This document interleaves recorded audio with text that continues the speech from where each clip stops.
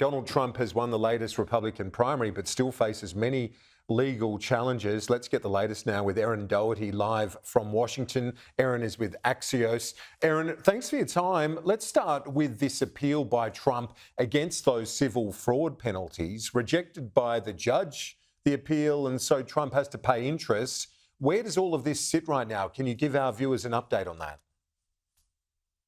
Definitely. So Trump's team appealed this morning, and basically they said that the judge overseeing the case committed errors of fact, and they are saying that the 454 million US dollar ruling that was issued earlier this month should not be enforced.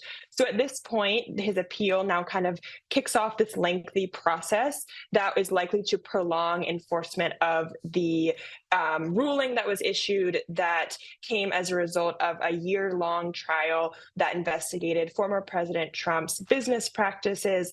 And ultimately, the judge overseeing the trial ruled that Trump and members of his business, Trump Organization, committed decades of financial fraud. And how does this feed into the politics? We see his momentum in the Republican primaries, but how do these legal challenges and the business challenges now with hundreds of millions of dollars in fines facing him, how do you see that all feeding into one another? Right. So far, as he has been the Republican nominee for president, a Republican candidate for president, he has dominated the Republican primary, and his sort of mountain of legal troubles has, if anything, bolstered his standing among Republican voters. Polling has showed that with each different indictment he faces or legal peril, his support among Republican voters has grown, and he's also seen fundraising increases with each indictment.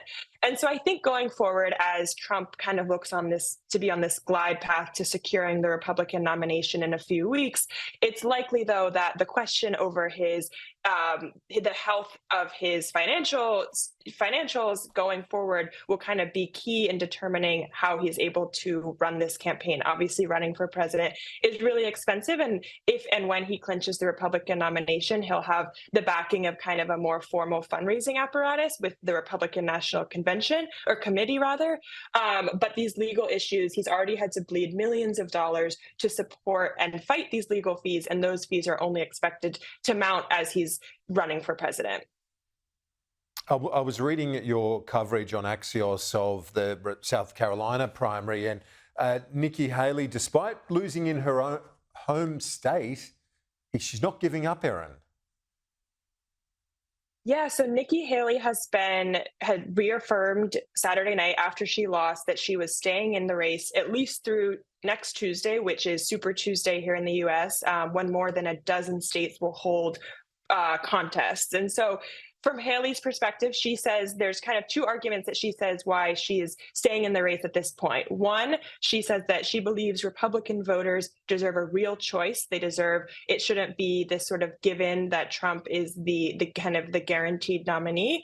And secondly, she points to former President Trump's potential vulnerabilities in a general election contest in November. She thinks that Trump is not capable of beating President Biden in November if they do both face off in a general election, as it looks pretty certain to be right now. And so she is staying in, and she also has strong fundraising numbers. So while the polling has and her results haven't been very successful so far, she has financial backing to carry her at least through Super Tuesday. Yes, indeed. So that's the Republican side. And just finally, we have a lot of debate. I know we're on the other side of the planet, but we watch it very closely, US politics, and still think that the Democratic Party might pull a rabbit out of the hat with some change over coming months to their own candidate away from the incumbent Joe Biden. Is there any whisper around that in the United States?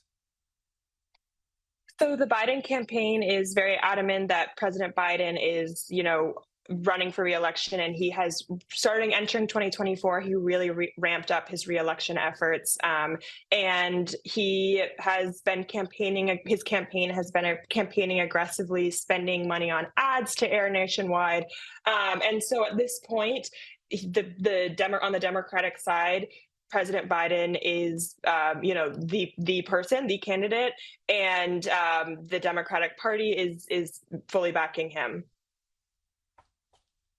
Okay, well, we'll see if that remains the case over the next few months. Erin Doherty from Axios, thanks so much. Appreciate it.